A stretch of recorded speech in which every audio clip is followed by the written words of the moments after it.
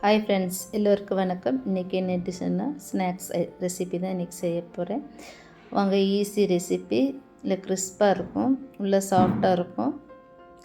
இது ஈவினிங் ஸ்நாக்ஸாக பிள்ளைங்களுக்கு செஞ்சு கொடுக்கலாம், மாதத்தில் ஒரு தடவை. வாங்க இதை எப்படி செய்யலான்னு பார்க்கலாம்.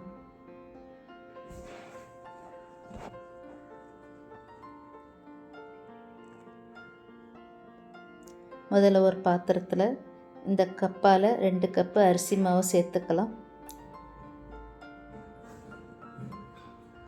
பச்சரிசி மாவு.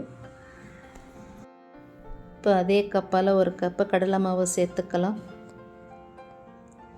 ஒரு துண்டு இஞ்சி, 4 பூண்டு, 2 பச்சை மிளகாய் இதையும் தட்டி அதையும் சேர்த்துக்கலாம். 1/4 டீஸ்பூன் சீரகம், 1/4 டீஸ்பூன் சோம்புத்தூள்,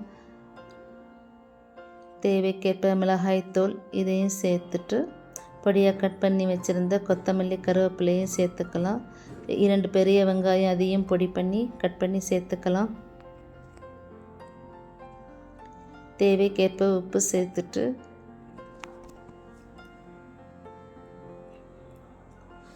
ஒரு குழிக்கரண்டி அளவு சூடான எண்ணெயும் சேர்த்து நல்லா கலந்து எடுத்துக்கலாம்.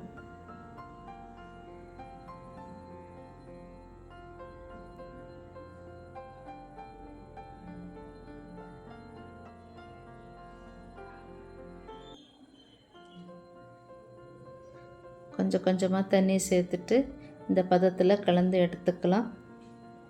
இது கிறிஸ்பாக இருக்கும், இல்லை டேஸ்ட்டாக இருக்கும். மாதத்தில் ஒரு தடவை இந்த மாதிரி பிள்ளைங்களுக்கு ஈவினிங் ஸ்நாக்ஸை செஞ்சு கொடுங்க ஃப்ரெண்ட்ஸ்.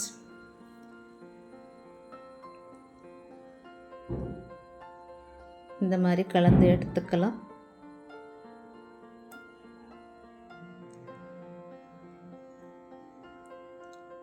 இப்போ ஸ்டவ் ஆன் பண்ணிவிட்டு ஒரு அகலமான பாத்திரத்தில் ஆயில் சூடானதுக்கப்புறம் ஒவ்வொரு கரண்டியாக ஊற்றி எடுத்துக்கலாம்.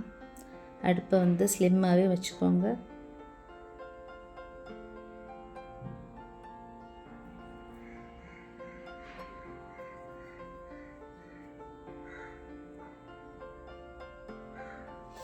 அரிசி மாவு சேர்த்துருக்கறனால நல்ல மொறுமொறுன்னு இருக்கும், உள்ளே சாஃப்டாக இருக்கும். இது மாதத்தில் ஒரு தடவை இந்த மாதிரி பிள்ளைங்களுக்கு செஞ்சு கொடுங்க ஃப்ரெண்ட்ஸ். டேஸ்ட்டு சூப்பராக இருக்கும்.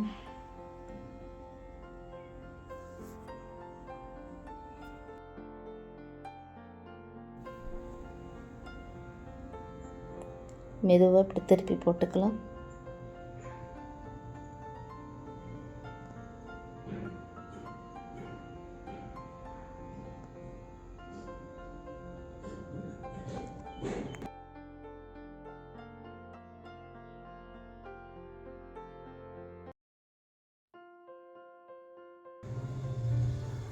இல்லை பொறுமையாக திருப்பி போடுங்க.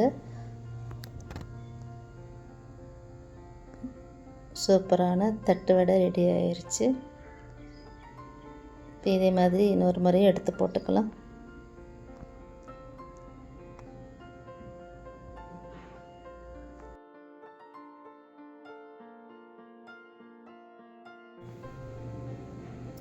இது ஈஸி ரெசிபி, குயிக்காக செய்யலாம்.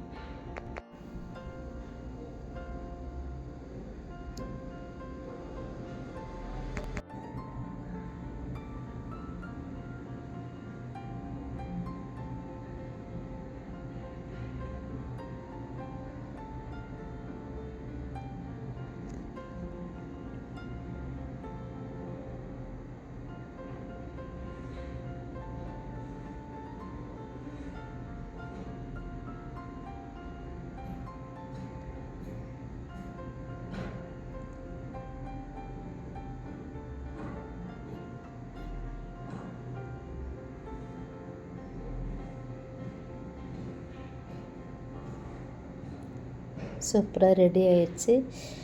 இதே மாதிரி நீங்கள் செஞ்சு பாருங்கள் ஃப்ரெண்ட்ஸ். இந்த வீடியோ பிடிச்சிருந்தால் லைக் பண்ணுங்கள், ஷேர் பண்ணுங்கள். ப்ளீஸ் மறக்காமல் சப்ஸ்கிரைப் பண்ணிக்கோங்க ஃப்ரெண்ட்ஸ்.